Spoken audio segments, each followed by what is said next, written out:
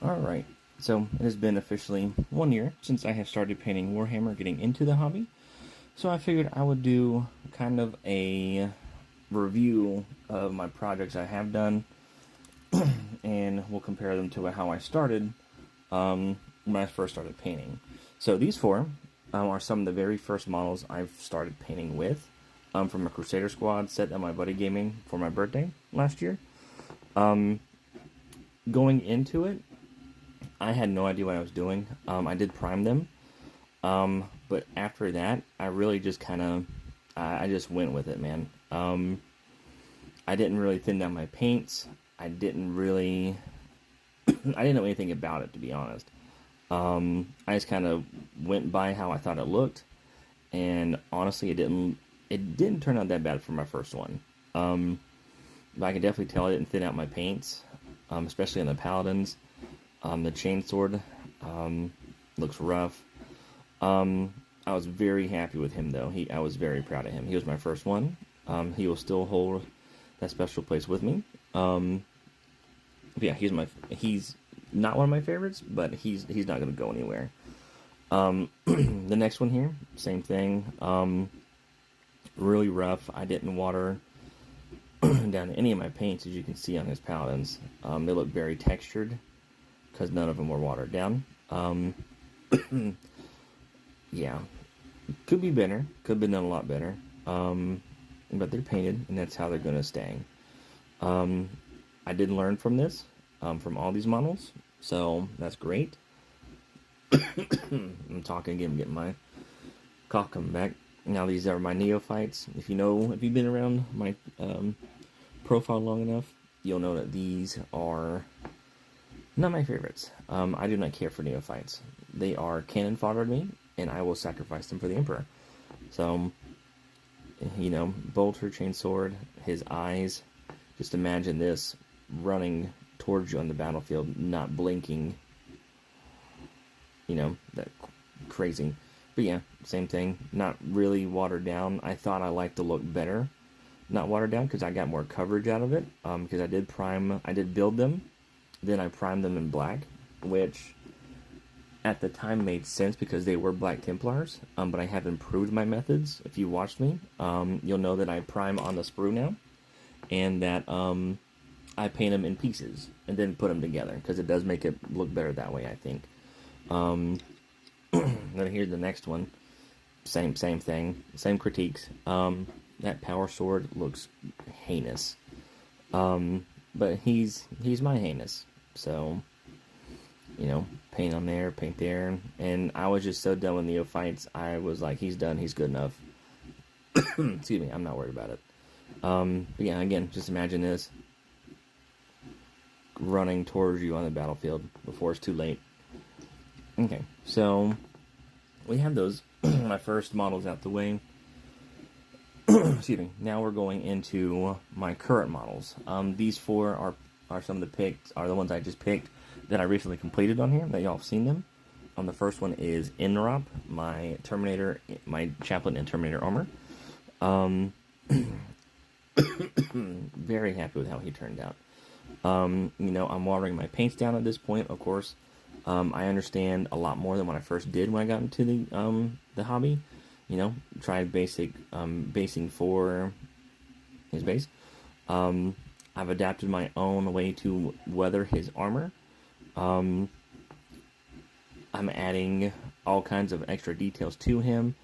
As you can see, I have oil paints that I recessed into his shield to make it almost glowing, as well as his back. The armor joints and the exhaust looks like it's glowing.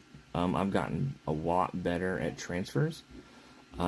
His bolt pistol, his dual bolt pistols look great. No oil was applied and very well used, I think. That's not a word, but I'm sticking with it. Overall, I'm very happy with how Inrop turned out. He looks fantastic to me. The next one is my Apothecary. I picked this one because I did get an airbrush for my previous birthday for my brother. I did use it for him. Try to add a little bit of gore to him because he is an apothecary.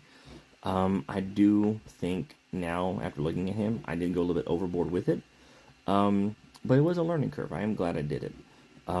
Just so I can learn a little bit more about using it and getting better with that as well. So he is one of my favorites just because he is another first I did using the airbrush, and it's probably is excessive, but I'm still happy with the way he turned out. Very happy with how he turned out. Now the next two are my eliminators. Just the way they came out, how I was able to get their armor, their capes, and just the entire piece really just look weathered and war-torn, like his pillar, his pouch here, his rifle's pristine, but he shows evidence of wear, as you can see on his armor joints and on his basic armor himself. His cape looks very well weathered, I think. Overall, I think this one is also he is in one of my top three. So it's this one, the next eliminator, and then probably Inrop. The Apothecary's fourth, but yeah, man, I'm the same thing with this one. You know, the basing, I've gotten that figured out a little bit. A basic basing for him. Just giving him a weathered look, like he's been in combat for a while. He's survived. He's lucky to have survived at this point. But overall, he looks great. I don't have any any wrongdoings about him. He's again also top 3 favorites. But yeah, I will say that